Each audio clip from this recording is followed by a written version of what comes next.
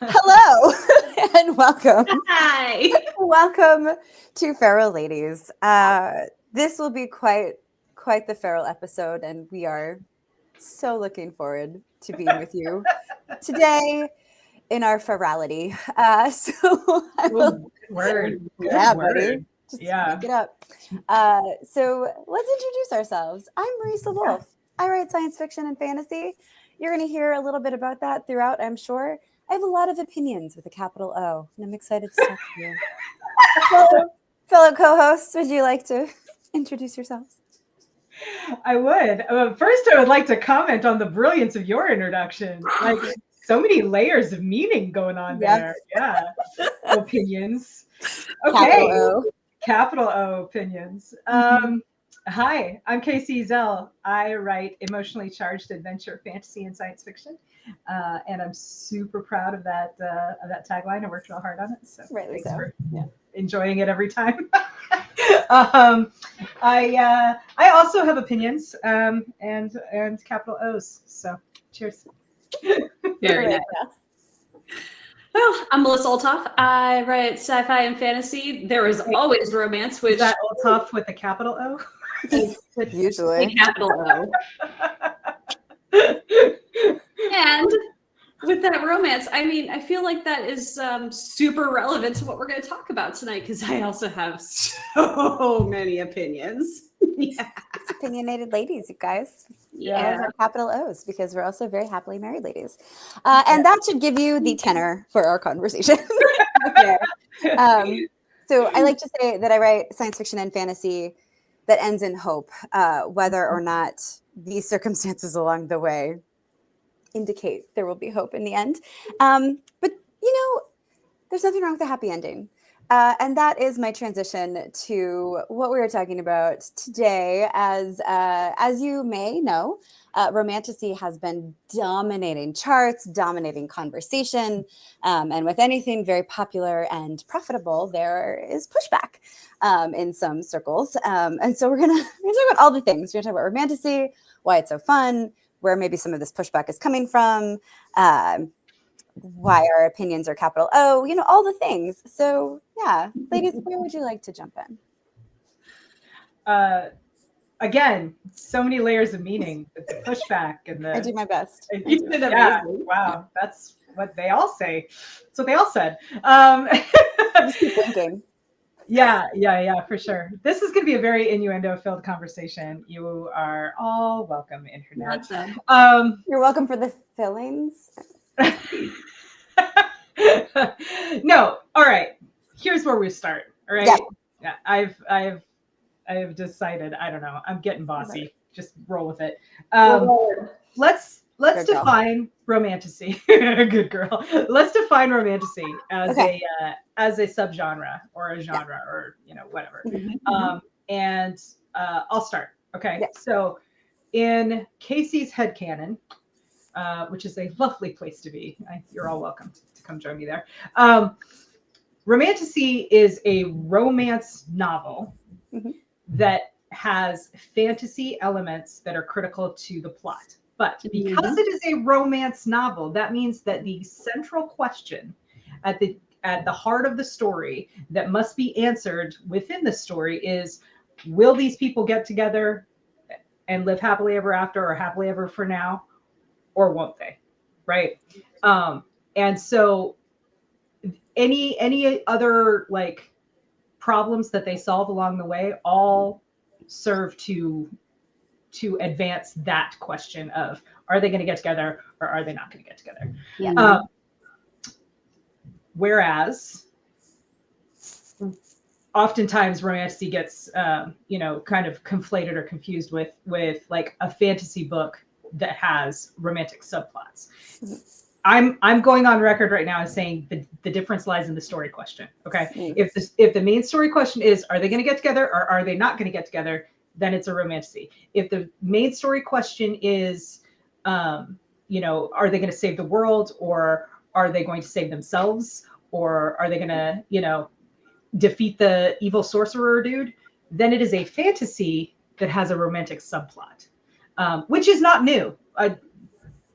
let me just point that out too. I mean, there's a long storied history, Tolkien notwithstanding, of romantic subplots in fantasy. So there you go. There was That's my definition. there were some off-screen romance. I mean, Sam ended up married with many children. Many. That involves things, and Aragorn. Yeah. So Eowyn. I mean, Eowyn and Faramir. Yeah, they're my favorite. They're my favorite Tolkien ship. I got to be honest. Pretty great. Yeah. Yeah. Yeah. No, I would agree with that. So Kacey, me, and Heather Hollow actually spent quite a lot of time discussing this at MarsCon back in January in Virginia Beach, and we all definitely agreed that it's that central story question. It's like, does the plot hang together if you take out the romance? If it doesn't, it's a romantasy. That is the primary focus, is the romance between the two characters, or three if you've got a triangle, or if it's why choose. If you can take out that romantic subplot and still have a story, then it's a fantasy romance. But something that both share outside of just the standard fantasy elements, whether it's dragon riders or fae or fairies or werewolves or whatever, or magic, it's just there tends to be, they're not cozy. Like romantasy usually isn't cozy. It's got some epic stakes to it that aren't just about the romance. It might be intertwined. It should be intertwined and integral to the plot, but it's epic in scope and in the whole. It's not just the will they, won't they that you get with a romance. It's the will they, won't they, and will they survive, and will they save the world, and will they rescue the dragon? I don't know, but it's fun and it's exciting, and it is drawn in so many new readers, and I'm super excited about that aspect of it. Yeah, I like it. I mean, yeah, the only things I would really add, so I'm not going to add any genre definitions because these ladies rocked it. I would add, it is meant to be a book to take over your life. It is meant to be an escape. It is meant to be something that is bringing people joy, even as it rips its heart out, which is something the three of us know a little bit about.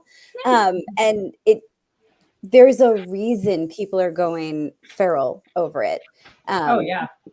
So many reasons, but it is meant to be that escape. I mean, for years I have been seeing people post like, hey, overachiever eldest daughters, with XYZ thing going on, like, how's your fairy smut era going? Like, yeah.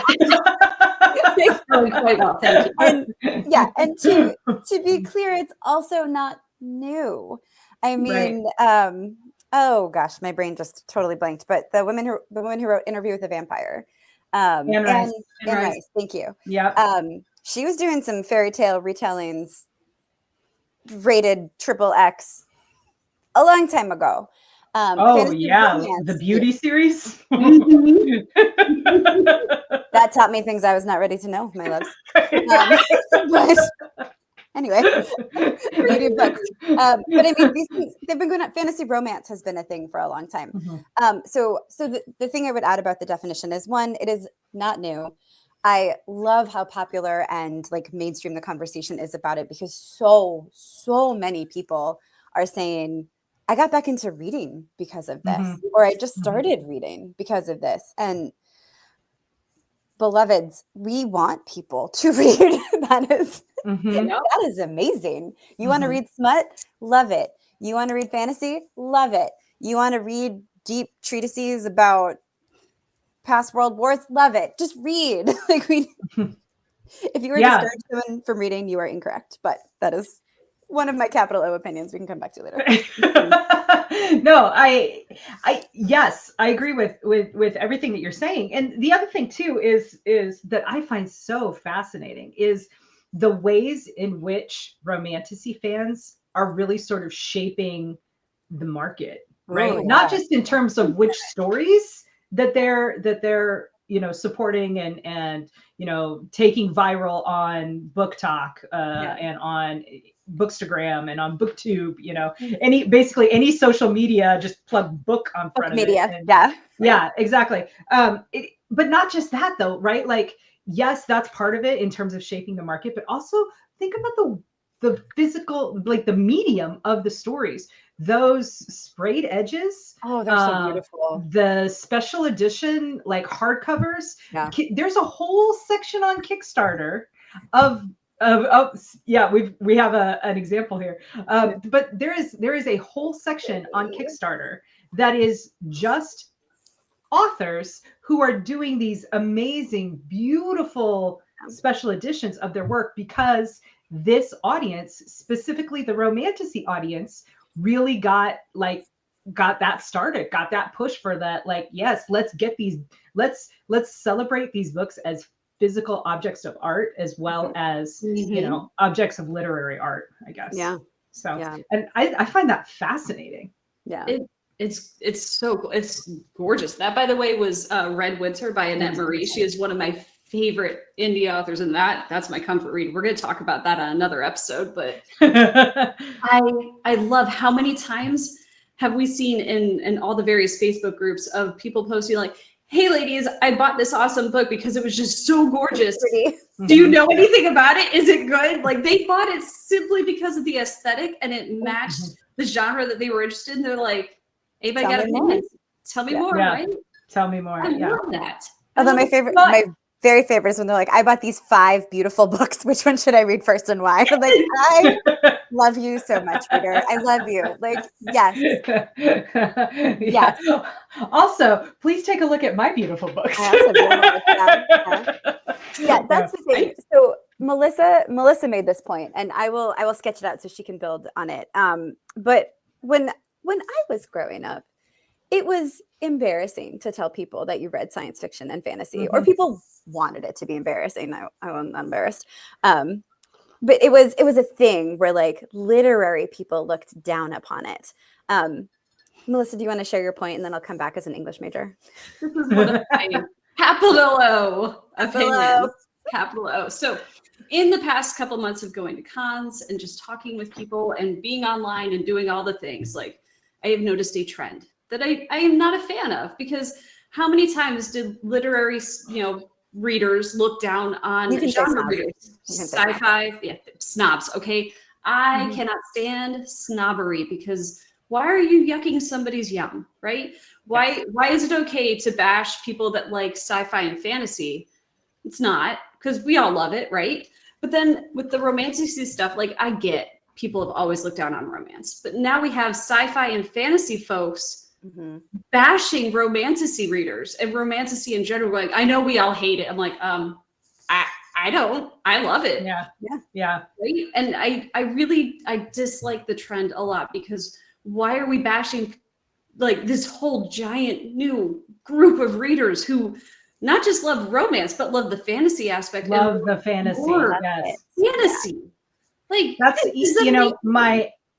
my stepmother, who is a voracious reader, and she like went, the last time I went home to my dad's house and stayed at their house, she was like, hey, have you read Fourth Wing? And I had not read it at that time. And I was like, no, I haven't, but it's on my TBR. What do you think? Because I've heard mixed reviews of it, right?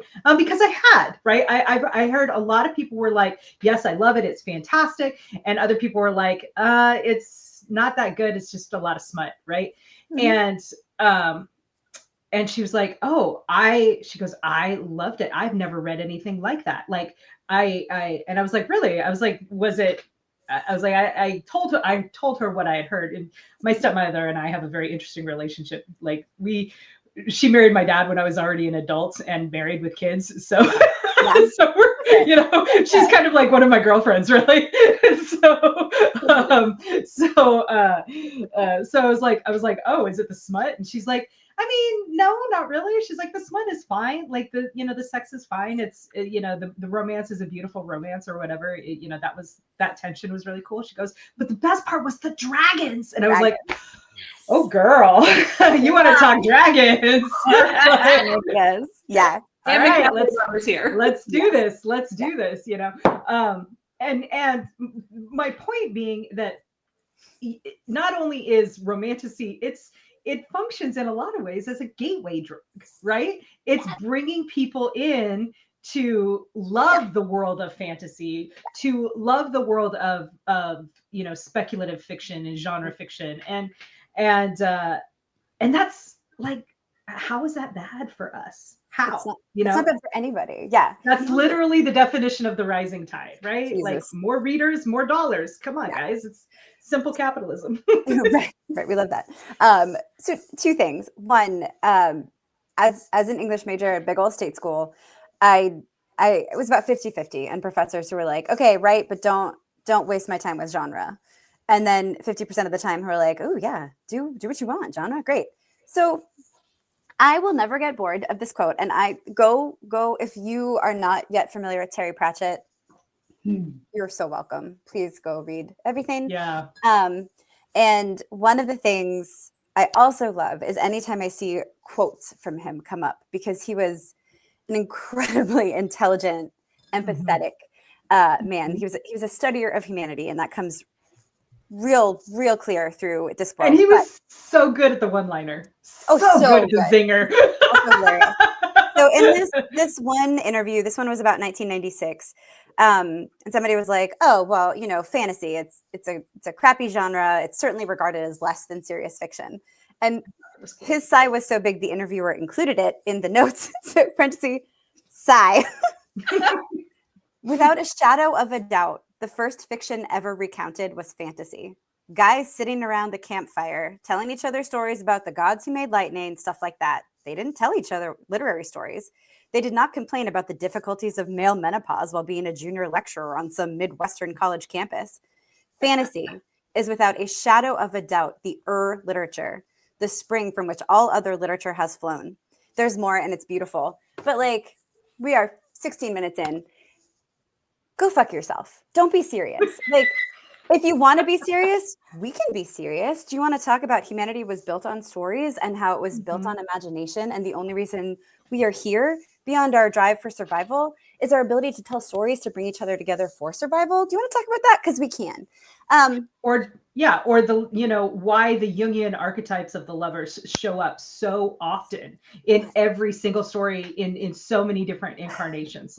There's a reason, right? This is love and sex and connection is a integral part of the human experience. This is lizard brain shit, you guys. This is survival. So you want to be serious, we can be serious. Also, dragons are fucking fun. And anyone who wants to tell me they're not can go jump off a cliff.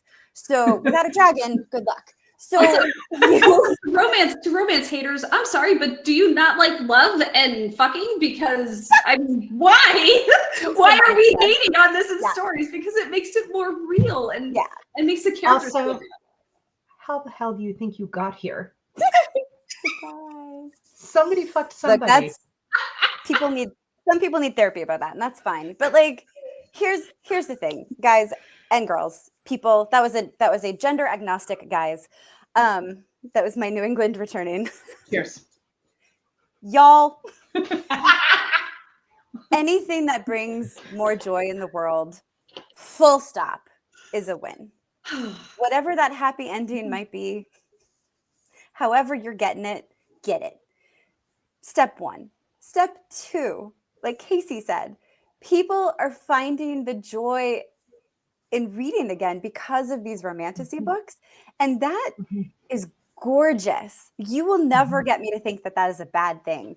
That is amazing. And I am so grateful. And I'd say I'm about half and half on the romantasy books I've read. Half of them I'm like, oh my God, this is amazing. And half I'm like, all right, that's a thing I read.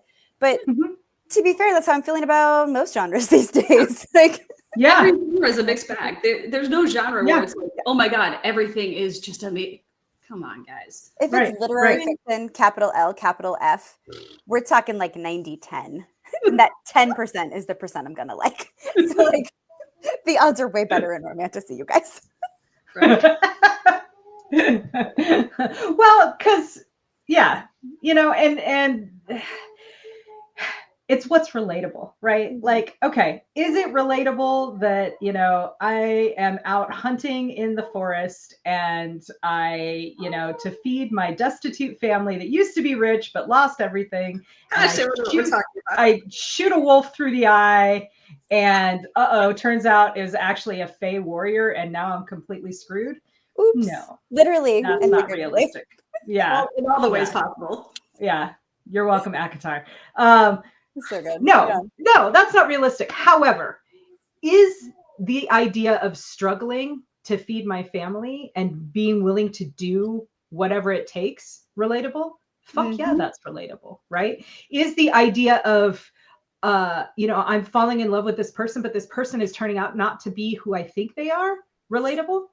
Yes, that's fucking relatable, right? Is the idea of there is this oppressive power that is, harming these people that seem so powerful to me, and somehow, like, how am I supposed to deal with that? Relatable? Yeah. I mean, it's relatable to me. I don't know about y'all. Maybe y'all are living in a different reality than me, but Congrats. it's this idea of these are themes that resonate with people, and here's the key part: allow them to play the theme out in a way that gives them hope, in a way that makes them feel like, okay, it is going to be okay, and in a way that offers escape from those same themes in real life. Does that make any sense at all? Yeah. Right. 100%. Well, So and another thing that tends to play out in these stories that I love, that all three of us tend to emphasize in our own writing, is that concept of found family. Whether connection characters, right? Whether these characters are coming from a solid family foundation, spoiler, most of them aren't, right? Like, we can all relate to like that one sibling, or like that stepmother that isn't quite as awesome as Kacey's, or Mine's just wonderful. mine is pretty freaking awesome too, right? Like, yeah. But we can all relate to like having issues with your actual related, by blood family, and growing up and finding like your chosen family. Like, that is a strong theme in Romantasy, and I love that part because I echo it too in my own writing. And I think it's something we're all really good at, and that resonates with a lot of people and are in a lot of stories. Oh, let me brag about you guys for a second. Okay. So speaking of, another thing that I really love about this is how easily you can strike up conversation with people. So recently, for reasons we will not go into, I was in a hospital last week. I'm fine. Everything's fine. But I was chit-chatting with the nurses, and we 100% lost track of time because we were talking about books, and specifically Romantasy books. And one of the nurses was like, "Oh man, here's the thing. Like, I loved this book and I loved the sequel, or I liked the sequel, and I'm struggling with the third book. I want more of the world. I want more of the fantasy." And I was like, "Oh, is that something you're curious about? Because let me tell you about some of my friends." So I was like, so if you really like the dragon aspect and the like training for war and the stakes and all of that, let me tell you about Rise from Ruin by Marisa Olthoff. It's coming out in June. It's available. It was not available as an e-arc, but I was pulling up the cover and showing her. And I was like, and here's what she does so well. And so you guys probably know, but I'm going to brag anyway. So it's the relationships and the character development. It's an Air Force vet talking about air war training. Go figure, in very civilian terms. It's gorgeous. It's such a good story. It's so beautiful. It's going to break your heart. And if you're the kind of book reader who really likes to be hurt, we got you, baby. We'll take care of you afterwards. We believe in aftercare. There's even aftercare.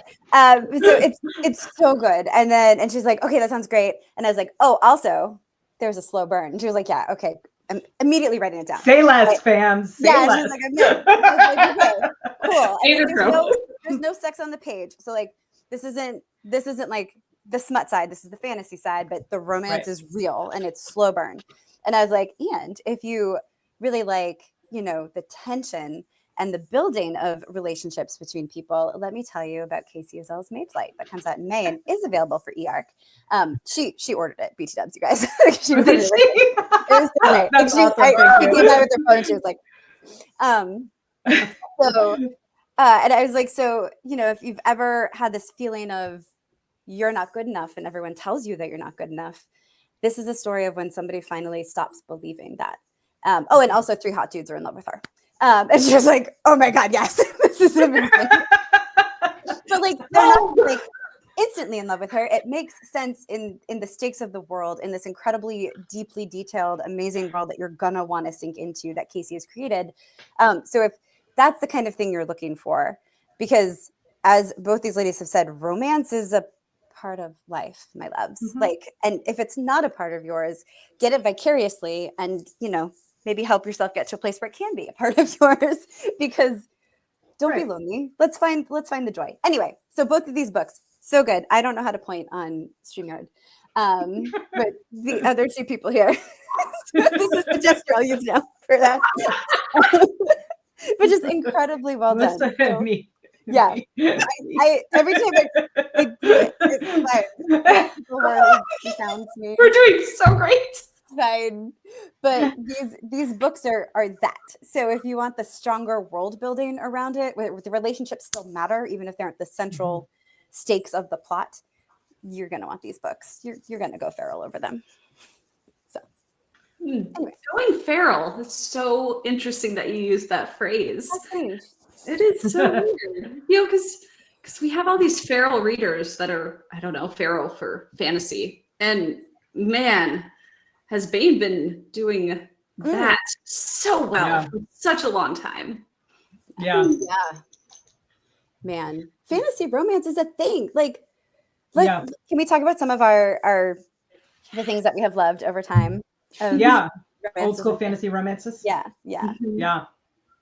Because Bane has been doing this a long time, and they're not the only ones, of course. But so I'll start. Guy Gavriel Kay is one of my absolute favorite fantasy authors. He's a Canadian, I think, and I'm not sure. I can't remember off the top of my head who publishes his books, but he's got multiple series, right? He usually does, like, I think his first series was the Fiona Var series, and it was a trilogy. And it was kind of like a portal fantasy a little bit, where, it's like a group of college kids from a university, like they travel to sort of this world of Fiona Var that you come to find out is like the genesis of all fantasy archetypes, basically. And they have this epic fantasy adventure, and there is love, and there is heartbreak, and there is and it's sweeping in scope, and it is beautiful, and I loved it, right? And then he did he did a bunch of other books too, that were, one of the things that he did that I thought was really cool is that in each of his fantasy novels, at some point the characters mention some version of Fiona Var, although the name changes every time, where, in one world it's Finavir, and in another word it's Finyar or whatever. But I love that. Yeah, but it's like, that was the first world. That was the world where all things started. But my favorite series by him is actually a duology, and it's called Sailing to Sarantium. And no, that's the first book, is Sailing to Sarantium. Which is, it's a reference to Yeats's Sailing to Byzantium, right? So it's like an alternate take, a fantasy take on the Byzantine Empire, and the again, sweeping scope, like deep politics, Byzantine politics, you might even say. It's so good, and the relationships. And there are more than one. Like there are heartbreaking relationships all the time in this thing. And you're in this like sweeping story. It's just chef's kiss good. But that's Kay's writing. Like he does not shy away from the fact that love and romance and connection is an essential part of the human experience. So I love that. I have always been a fan of Mercedes Lackey. I discovered her at the same time as I discovered Anne McCaffrey. Like, I mean, no wonder that I'm obsessed with Dragons and Griffins, both because the Black Griffin was the first Mercedes Lackey book and Larry Dixon books that I ever read. But I love how romance is always like a part of her stories, whether we're talking Valdemar or like the Elvin Bane series that she did with Andre Norton. Oh, I love those books. Right? Like, I love them so much.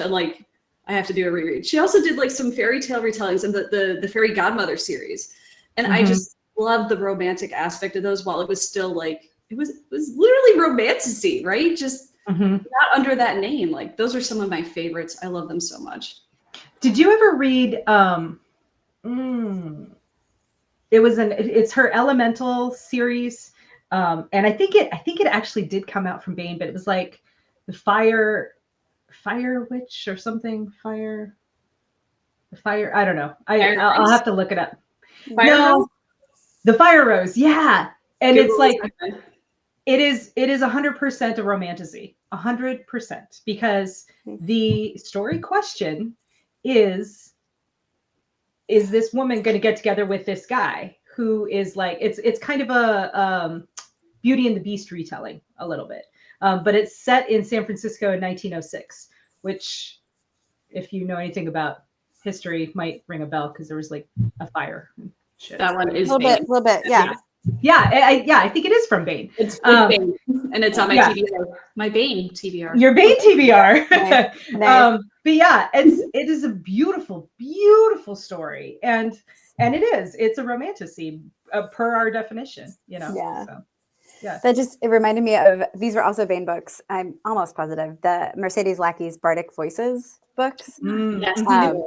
I remember falling real hard for those ones.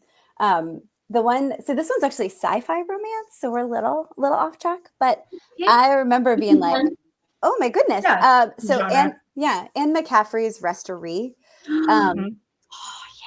Holy shit. I love that one. I did have to go. It's been a while. My books are in storage, so I have not done my yearly adjacent reread in a while. So I had to go relook up the characters' names. But so it's Sarah and Harlan. In the face of like horror and having to survive and some like pretty intense loss and things, there is this like really beautiful love story. And it is absolutely, again, if you want to be real serious about it, like a reminder of how people survive. And part of it is you find connection and love. And partnership. And it was really well done. I mean, I read it for the first time as a teenager who had no idea what it was like to fall in love, and would not for many a year afterwards. But I loved it. And it really stuck with me. It was the first thing I thought of when we were talking about this, was Restoree. I feel like I fell in love a bunch as a teenager, but it was always with fictional characters, right? Like, fair, yeah. You know, and mostly from science fiction and fantasy novels, right? So like, for example, if I say, don't leave me alone, like, you know exactly what I'm talking about, right? Cry in the night. Yeah. I mean, like, that was, those are core memories. Yeah. You know, yes, fair. Yeah, fair. Which just leads to Marisa's point about like, this is a good thing, guys. It is a good thing that, you know, more people are reading, period. There's a good thing that more people are reading. But we as fantasy lovers and as fantasy writers, and I would extend that even to science fiction, right? Because the two genres are so interrelated. Yeah. It is a good thing if more people are reading romantasy, because it's the gateway drug. People get hungry for the idea of connecting with other people in strange and terrifying environments. People get hungry for the idea of connecting with a huge, powerful beast that, you know, loves you intimately. I mean, dear God, I have patterned my entire life after the goal of being a dragon rider, right? Like, right? You know, it is. So if more people, you know, if Rebecca Yaros's Fourth Wing series, or you know, the ACOTAR, all of Sarah Moss's Sarah Moss's ACOTAR or Throne of Glass series, if that's what brings people into fantasy and shows people that, like, this is, you know, these worlds wait for you. Like, there's joy here to be had. There is, like, you know, and here's my turn of getting you know, kind of snooty and pretentious here, but I honestly think that desiring that kind of like soul deep partnership of like a dragon rider bond from reading Anne McCaffrey when I was a child has really made me, and I am 100% not joking here, has made me a better wife and a better partner for my husband, right? and which has in turn made him a better partner for me. So our partnership, our soul deep bond is stronger because I know that that's what I want, right? Like that is what I crave in my person who is my designated zombie apocalypse survival partner, right? Like it's like I need someone who's going to have my back at all times, and in order to do that, I need to be that kind of person. And in order to do that, we need to communicate. And I mean, it spirals. And I'm not saying that like go read ACOTAR, it's going to save your marriage by itself. No, that's not what I'm saying. But what I am saying, I mean, maybe, I don't know. That, right, is that there is joy to be found. There is joy to be found, and that joy can lead you to self-knowledge and can lead you to stronger relationships in your real life. Yeah. Well, and to play off that, like how many times have we heard somebody say, reading this book saved my life? Oh my gosh. Yeah. Unironically, meant it wholeheartedly. We've all read like that one book or handful of books that we just read them at the right time and they helped. And that's a beautiful thing, whether you're talking about, some sci-fi awesomeness with dragon riders or fantasy with dragon riders or fairies, or I don't care so long as what you read, you experience joy and heartbreak and this whole range of emotions and it helps you get through some dark times. Yeah. Yes. I love that. Yeah. That is the joy of reading. Yeah. If the world insists on being dark and full of terrors, find some shit to light it up. Like, find things that you'll enjoy. I read, a Romantasy book I read somewhat recently that I really, really liked was super world building heavy. And that's actually why I read it. It was in one of the Romantasy paranormal romance, I don't know, one of those groups on Facebook. And I just saw it come up over and over. And I had seen the cover in maybe an airport bookstore. And I was like, oh, it's beautiful. People keep talking about it. And it was a pretty even split of like, ooh, this world building maybe was too much for me, or I had no idea what was going on, but I was into it. And I was like, I had no idea what was going on, but I was into it. Okay, I'm into it. Let's try it. So it's called When the Moon Hatched. Oh, yes. I did not expect to love it. And it was, I expected to like it, but I loved it. And it was long. And I, sometimes don't sleep because I'm a lady of a certain age. Sleep is sometimes hard to find. But I read that book in maybe 3 nights, I think. And I was bummed that the second book isn't coming out until next year, but it's coming out next year. Like, how spoiled are we? Yeah. But it is so heavy on the world building, and it does not hold your hand. It's like, come on, baby birds, come with me. And you are dragged through. And I have seen a bunch of readers after reading it have said like, I want more like this. I didn't think I would, but I do. And there's maybe like 2, there is not a ton of smut in it, and it's perfectly lovely when it happens, and it actually fits in the book, which is not always true. Like it builds naturally, as you will, climax. But I don't think that's the draw for anybody in that book. The relationship relationship at the center of that book is really well done. Like I would like to follow the other viewpoint character for a book, if I may. But so something that I would like to bring up. So I tried to read that book, and she's not wrong. Marisa is absolutely correct. Like there's literally like an index at the front, and there's like definitions. Oh, I skipped like it was so bold. I read through all that. I'm like, what? I don't know if I have the brain for this. And it turned out at the time I did not have the brain for it. But this is the power of people talking about something that they like. Because now I'm going to go give it another shot because Marisa loved it. And I love Marisa and I love her opinions. But this is the cool thing about readers talking. Like, well, crap, I gotta go read this again, right? Yeah. I really liked it. I am excited for the second, but like I want to spend more time in that world, which is one of the highest compliments I can pay. Yeah.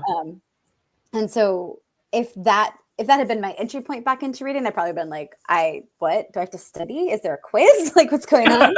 But it's not. I'm genre savvy. I paged through I did not even read the index. I was like, nah, I'm good. Maybe I was about to say. Yeah, I was like, I'll figure it out. And there were definitely times I was like, will I figure it out? It's an index that you can like page back and look and be like, oh, okay. Or if you're on your Kindle app, if you scroll backwards, it'll hold your place for you. That's the secret. So I am still very much a hard copy book person, but living in the RV for several years has made me a full convert to ebooks. Yeah. I don't page back. I don't have the patience. I get so angry if I have to page back more than 2 pages. I'm like, I'm out. No, absolutely not. No, you scroll. There's a little scroll bar. No, I hate it. I refuse. This is also why absolutely not. This is my life. This is true. I understand it's so dumb, but I love reading on the Kindle so much. But there are some books like Jen Lyon's. I can't remember something of Gods maybe, but she had all these really fun footnotes. I couldn't read on the Kindle because I was so annoyed going to and the footnotes were amazing, so I couldn't just skip them. So I had to get them in hard copy. Sanderson's Way of Kings books, they're too long. I can't read that in the Kindle because like I'll get somewhere and I'll be like, what happened in that chapter? I don't know. I'm not going back to find out. So I have to have it in hard copy. And I did not have When the Moon Hatched in hard copy. So I was like, that index is dead to me. We're just gonna wing it, find out what we find out at the end. And it worked out. She's great. I will look up the author just to give a shout out. Although she's selling great. I don't think she needs my help, but I'm gonna look it up. While you do that, Sarah A. Parker. Yeah. Thank you. Because I have this tab open on my phone so I can go re-download the book.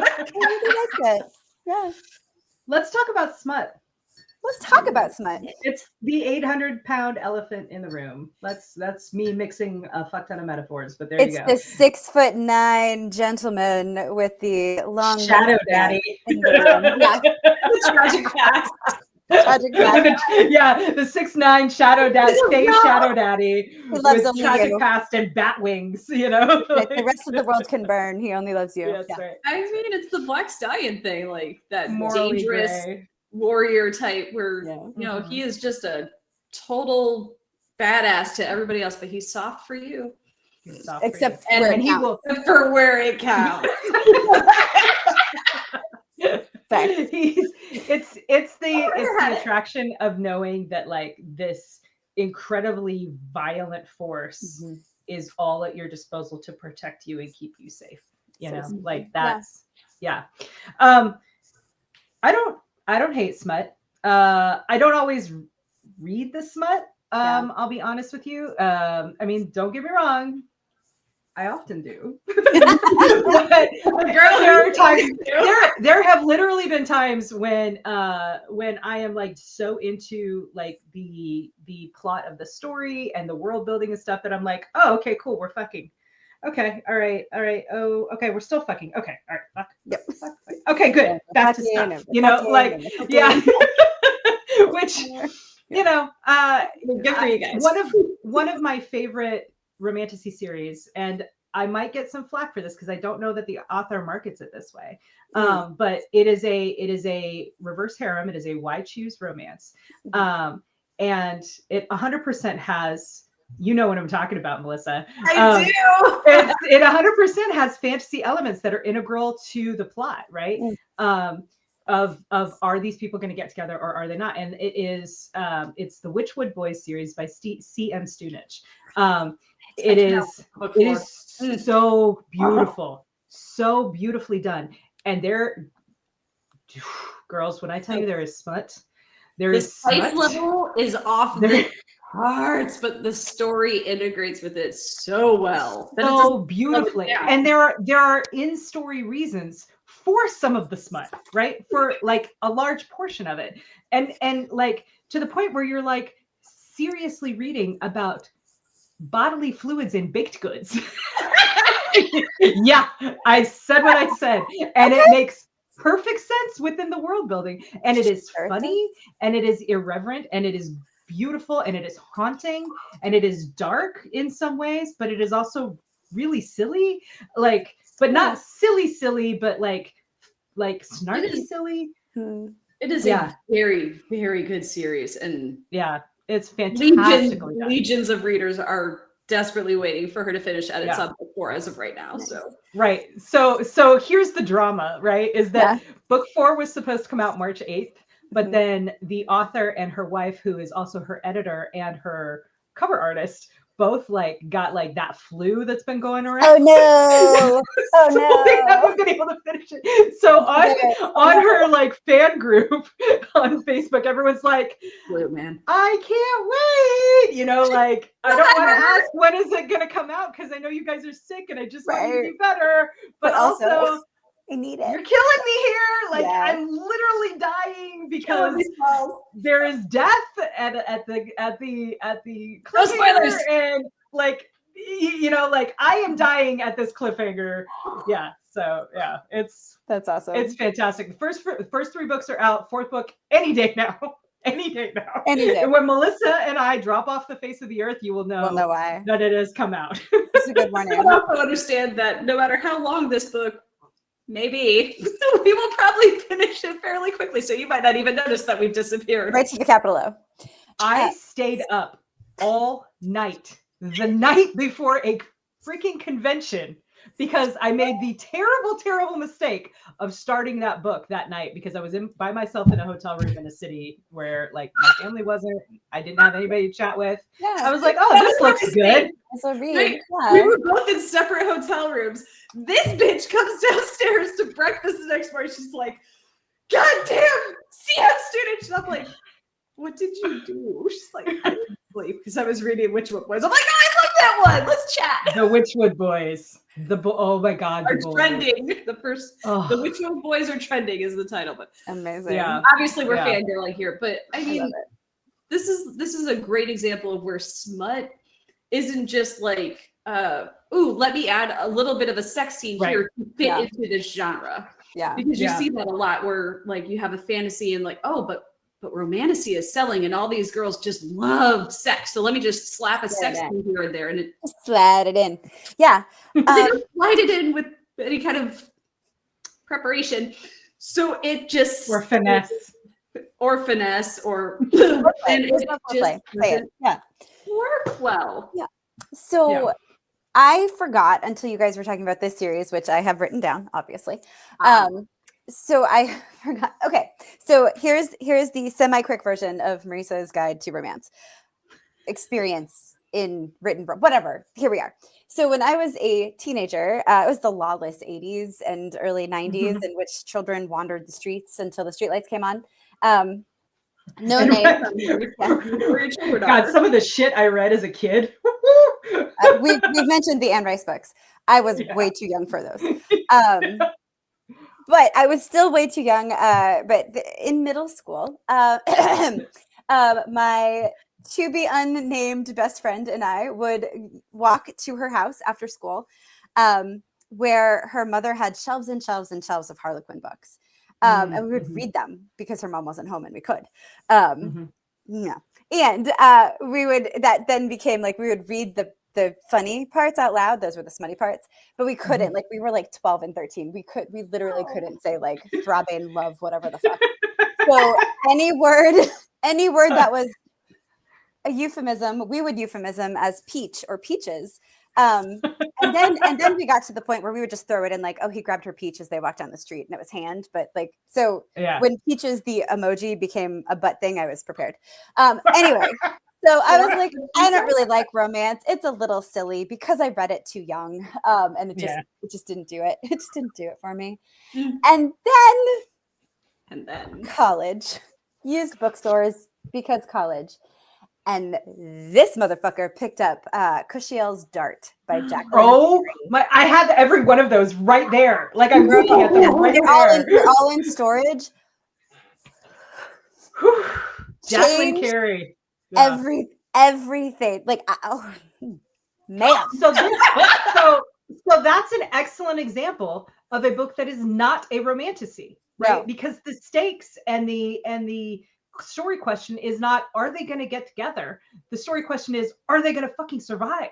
But it's so good. And the actual smut of it all, which is detailed and extensive and of a flavor that is not my personal kink, but power to you.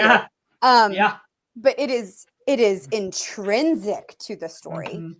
You can't actually have this story without it. Right. And it changed my entire opinion of how these books could work entirely. So I started broadening my horizons, if you will. But then I was teaching. I didn't have time to read for several years. But then Bridgerton came out, and I went Y'all. I devoured those books, and the number of times I kicked my little feet, just like because something cute or charming happened. It's just like, oh, Yeah. I would blush. Like, I mean, the actual show made me blush several times, and I'm a grown ass woman who has been happily married, capital O opinion, for a while. But there are times, like, it wasn't usually in the heat of the moment. Although sometimes in the books it was, but it's the way they, like, the intensity when they talk to each other. Mhm. That's the shit I want in the books. When the Moon Hatch did that really well. tension. Cushion's Dart does that really well. Yeah. Bridgerton, the show, season 2, does that real well. Like, Yeah, Yeah. the intensity. You don't always Mhm. get that in stories, but you do with some good smut sometimes. Mm-hmm. Mm-hmm. Well, and it doesn't even Gross. necessarily have to be smut all the No. time either, But right? It can be literally just the tension. Like Yes. Melissa over here does this real well in like tiny little bite-sized bits, like little like breadcrumbs, because the romance in Rise from Ruin is a slow burn. So if you're not familiar with the term slow burn, it means like you're with these people and you watch as their feelings develop for each other, right? And it's not like love at first sight. It's like the complete opposite of that. It's the like, oh, I like you. Oh, I have feelings towards you. I'm not acting on them for one reason or another. And it's, but they're heightening in intensity because we're not acting on them, but also because of external factors and all of this kind of stuff. And so you get these like glimpses, these moments. And one of the things that Melissa does real well in this book that I freaking love when authors do this is like, you'll read it and you'll be like, you'll read like an exchange between the two characters and you'll be like, wait a minute. And you'll go back and you'll read it again. And you'll be like, was that that's hot. was that a thing? Yeah. Like, oh, was it? Or was it? But, and every time it gets like a little bit more. And it's just these little hints, things like, I don't know, like the way his eyes linger, or the tone of his voice when he says something, or the tone of her voice when she says something, or and you have the character, the point of view character questioning too, which makes it all the better, right? Because you're along on that ride with her. Yeah. It's so good, so good. Agreed. All right, now that my face is bright red. Yeah, you're welcome. You guys, I need to bring up the world's sexiest drink of water, because this is one of my favorite scenes that I have ever read. Full stop. Not one of Kacey Ezell's favorite. No, fuck that shit. This is one of my favorite, sexiest scenes I've ever read. And there is literally nothing overt that happens, but the tension, the looks, the way that this bitch wrote it, I'm like seriously, full up Bridgerton, fanning myself while I'm reading this, like on the couch at night, going like, thank God my children are in bed because my face is bright red. God damn, this is good. Like, I love Thank you. Yes. Thank you so much. You're welcome. Like, that's a fun scene. I enjoyed writing that one. In fact, you know what? I'll tell you guys a secret. I was writing it, and because I had been, when I was, both of these ladies, in case you didn't know, both these ladies alpha read for me, right? We all alpha read for each other.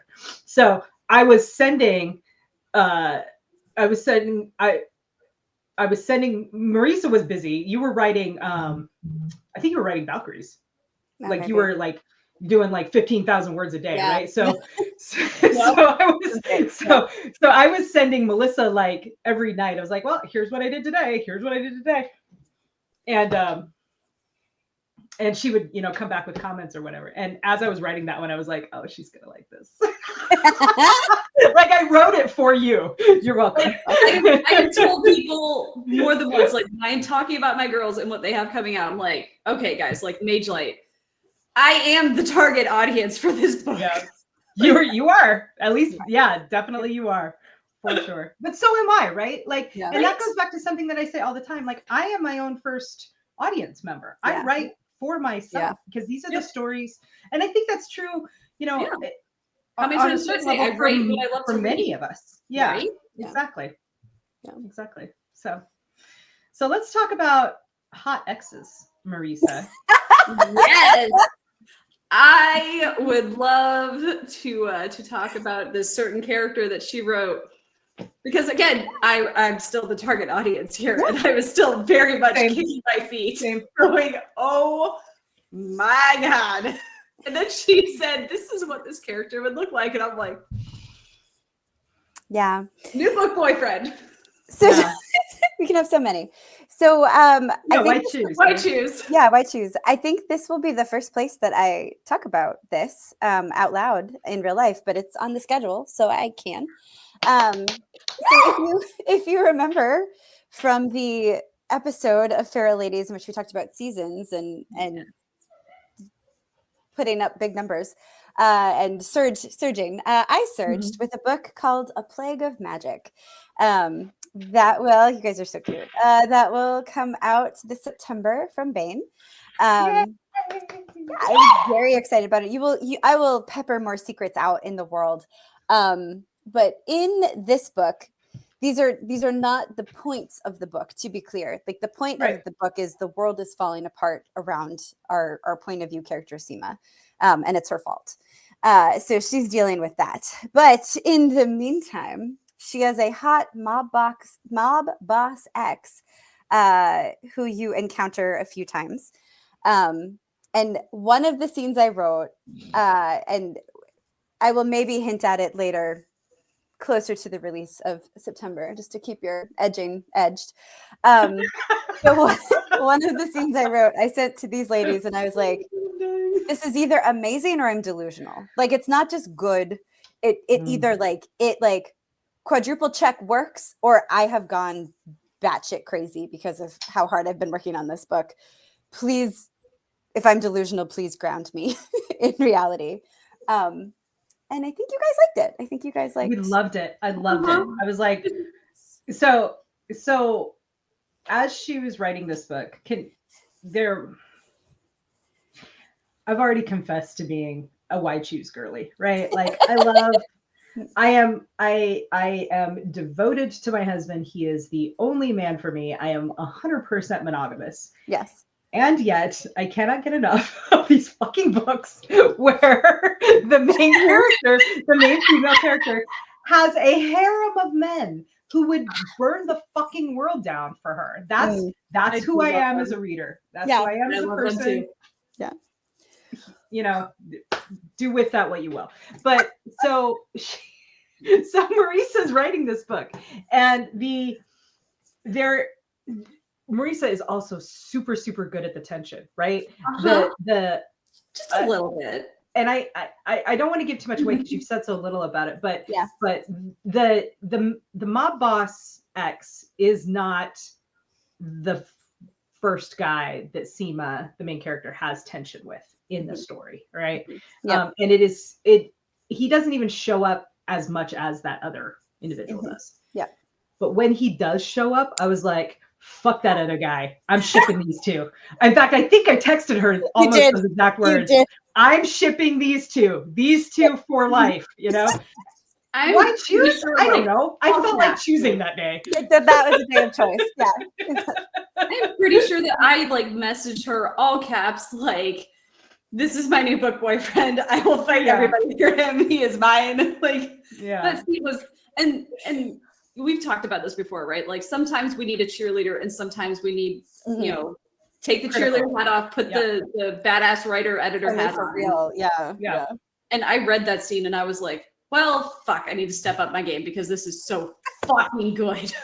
Yeah. Ooh, thanks. You write dudes real well, girl. Thank you. Thanks. Yeah.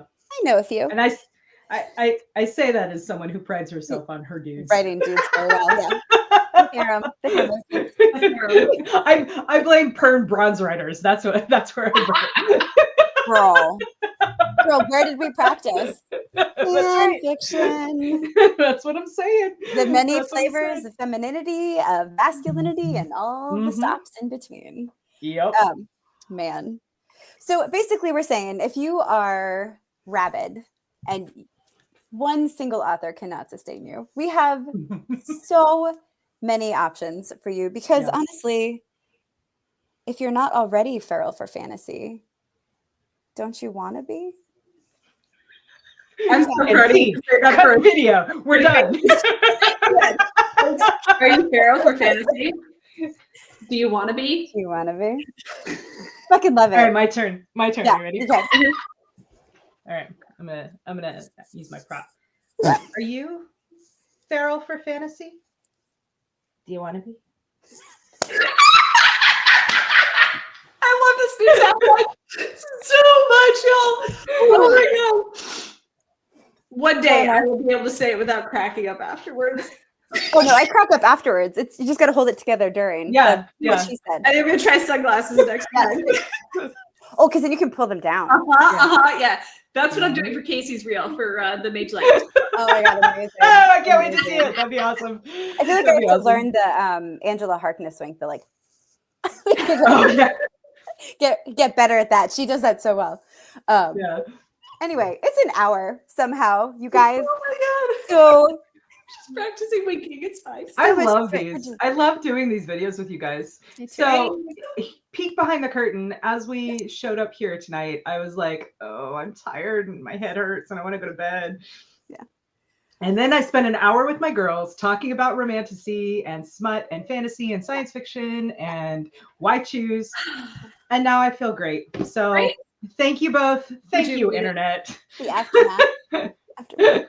Yeah. There.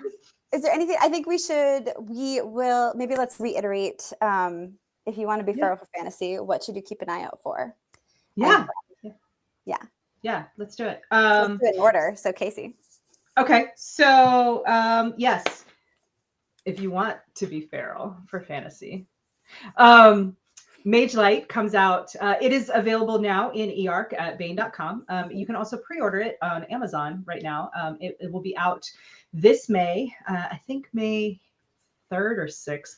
I can never remember exactly which date. So Olive is feral for it. So Nope, that was a much bigger dog. Oh, that was Finn. That was Finn. Finn is feral for it. Finn is absolutely feral for fantasy, you guys. You heard him.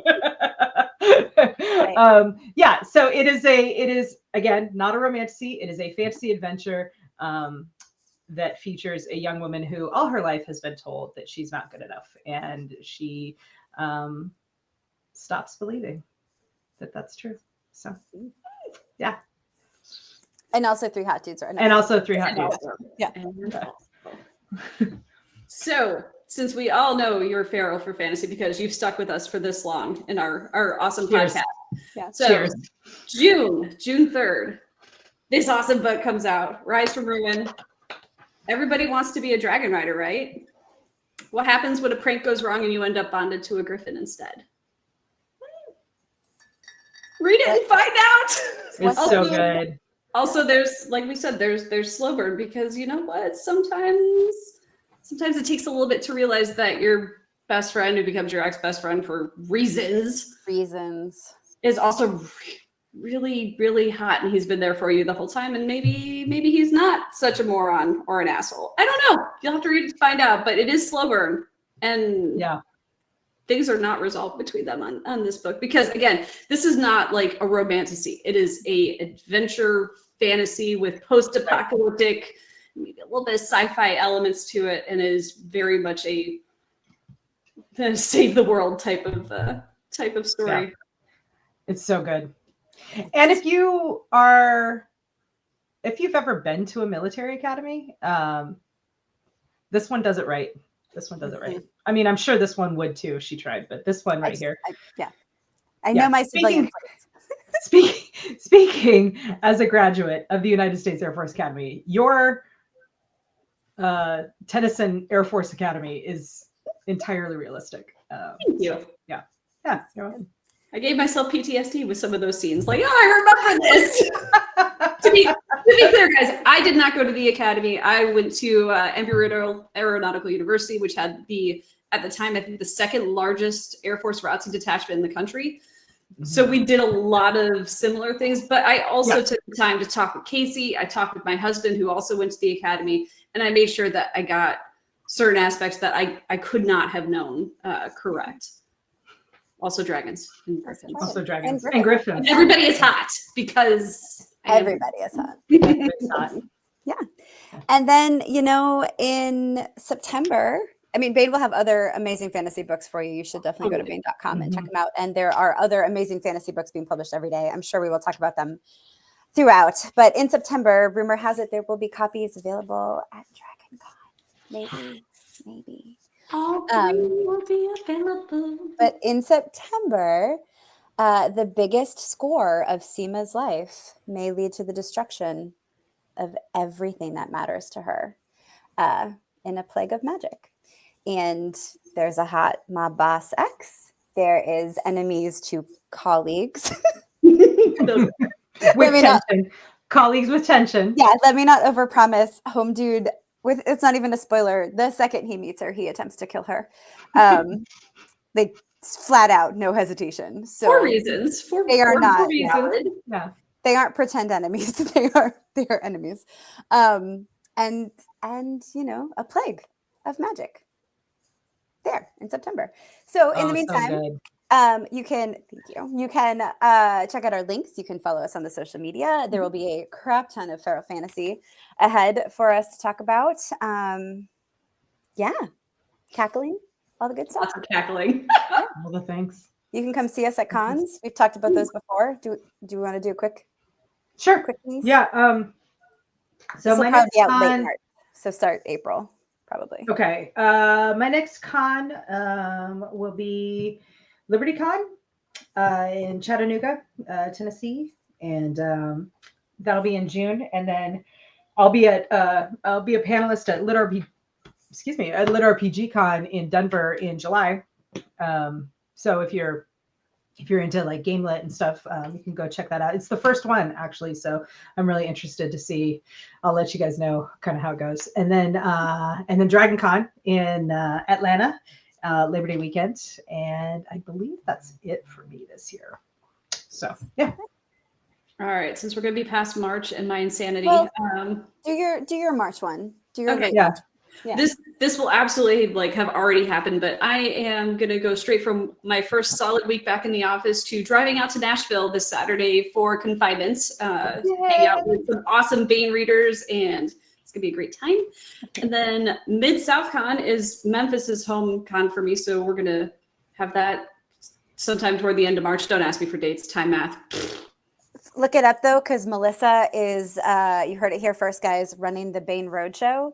And rumor has it there will be some art previews. So you should probably try to go if you're near Memphis. Yes, we're gonna have a great time. Yeah. And then I will be in Atlanta in April at Jordan Con with Marisa. It's gonna be our first time there, so we're really excited. Can't wait to check it out. And then Liberty Con and Dragon Con. I think that's it. I'll be with those guys. Awesome. You heard it. So, and I'll be here. This one, I think you have caught us on Kacey's channel, Kacey's Writer Life. And you can also find me sometimes on my channel, but mostly I come hang out with her. So we do that. And yeah, come hang out with us. For our ladies, come hang out with us. Rumor has it we might be starting maybe a Facebook group specifically for feral fantasy if you want to know more. Yeah. Your desire to know more intensifies. Let us know. Yeah, leave a comment. Leave a comment and let us know if you're interested. Yeah. Also, tell us your favorite freaking Romantasies because we want those recommendations. Yeah, whether it's Romantasy or a fantasy romance, either one. Right? Yeah, love it. Absolutely. Tell us your favorites. We love it. Who's your favorite ship in fantasy? Oh, we could do a whole episode. Love those comments, you guys, and we will maybe build a whole episode around it and maybe invite some of you. Who knows? Okay. We love you. Goodbye.